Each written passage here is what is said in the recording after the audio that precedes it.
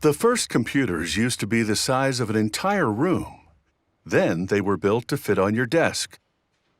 The newest design is a portable device that sits on your lap. And today's laptops are made even smaller and more powerful than ever. With its lightning-fast processor and impressive graphics, this laptop is designed for high-performance gaming. The computer's brain, called the motherboard, begins as a printed circuit board. Its pattern of lines and pads in copper is the wiring for the electronic components that will be soldered to the board. This machine places a stencil of the component layout onto the board and applies solder paste through the openings. A quality inspection camera photographs the solder paste and sends the images to a computer. The computer analyzes them, looking for any missing paste, misalignment, or other mistakes. If the board passes inspection, it passes through 15 robotic machines, each of which places up to 150 components on the correct locations on the board in just 30 seconds. Then the board runs through an oven that melts the solder paste, connecting the components to the board.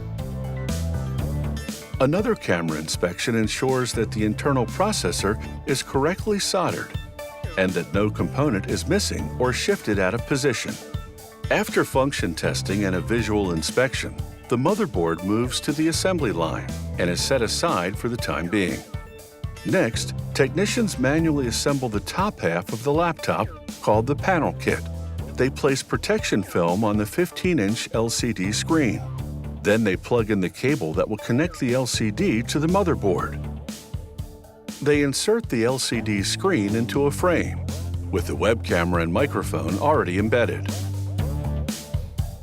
Then they attach this antenna bottom cover to the screen cover and position the motherboard cable inside it. Next, they install the module for the webcam and microphone.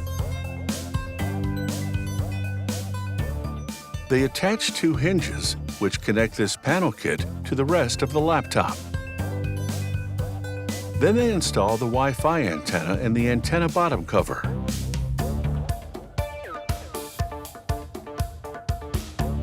All components are concealed in the antenna bottom cover behind this antenna top cover.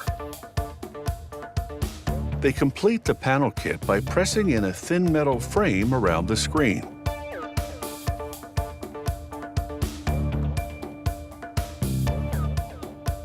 Next, they assemble the bottom half of the laptop. First, technicians attach the top cover to the panel kit hinges and the touchpad.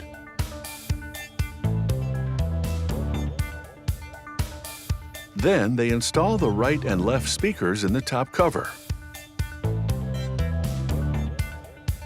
Now the motherboard comes back into play. After inspection, a computer-guided router cuts out openings to accommodate the computer's fans, which prevent the electronics from overheating. A gaming laptop generates a lot more heat than a regular laptop, and therefore requires two powerful fans rather than one. After checking that the fan screws are sufficiently tightened, they place the motherboard into the top cover. Contaminants such as dust or oil can impede proper contact, so as a precaution, they clean the connectors for the memory modules with solvent, then dry them with compressed air. Then they install the memory modules, the Wi-Fi and Bluetooth module, and the solid-state disk which stores data.